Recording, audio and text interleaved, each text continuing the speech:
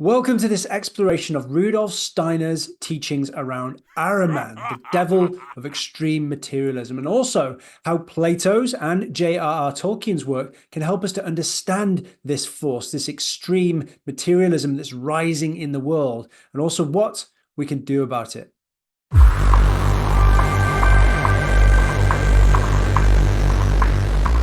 Rudolf Steiner tells us that many millennia ago, an incarnation of Lucifer occurred, many millennia before Christ. And with Lucifer came paganism, which then rolled out across the earth.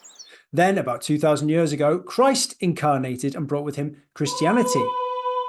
But round about now, we are expecting Ahriman to incarnate. So what will he be bringing, and what should we look out for?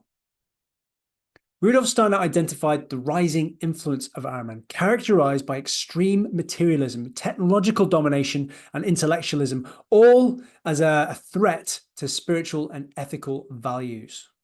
Symptoms include an overemphasis on material wealth, dependence on technology, loss of spirituality, social fragmentation, environmental degradation, economic inequality, and scientific materialism. It's a big question about what we should do about this rising tide of materialism, extreme materialism, and Ahriman, but I think I found the answer in J.R.R. Tolkien's work. In the book Tolkien's Hidden Pictures, Mark McGivern draws a link between Steiner's philosophies and Tolkien's literary masterpiece. But let's get some context here. Mythologies are just very, very old stories that have been passed down through generations because there's something deeply true in them.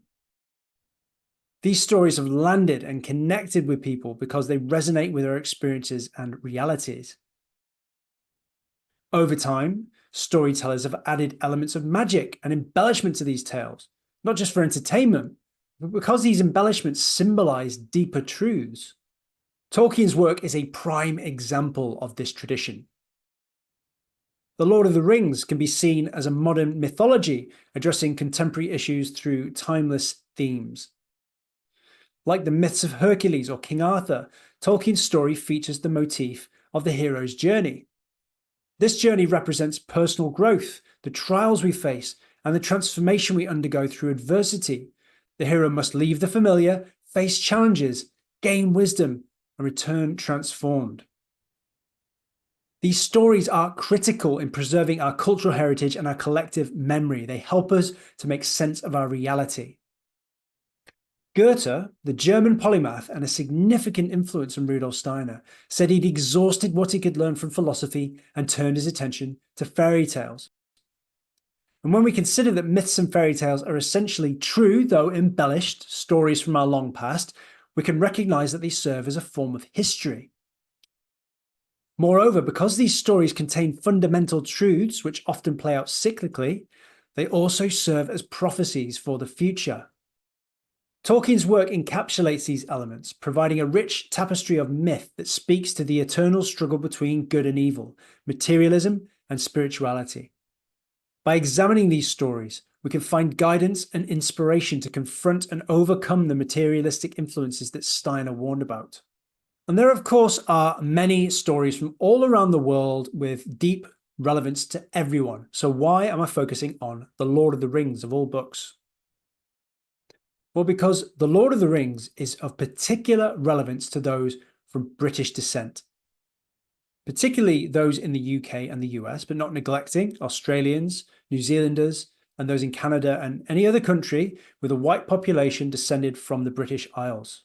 You see, these islands have been invaded and occupied many times by the Romans, Saxons, other Germanic tribes, Vikings, Normans. And also, we've had heavy influences from Christianity and paganism. Due to this tumultuous history, we lacked a unified mythos. There was a patchwork of different stories with no unification between them. J.R.R. Tolkien aimed to address this with his work, The Lord of the Rings, and his other extensive body of work. He endeavoured to create a unified mythos for the British Isles, and I'd say that he's done a pretty good job.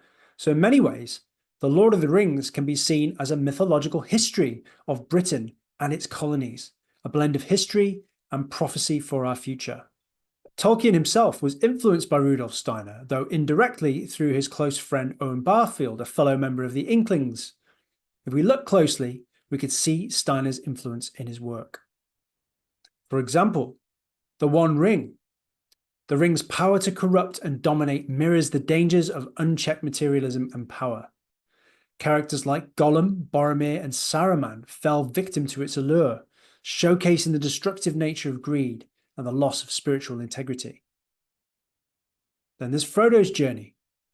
Frodo's willingness to carry the ring to Mount Doom, despite immense personal sacrifice, underscores the necessity of transcending material desires to achieve a higher spiritual purpose.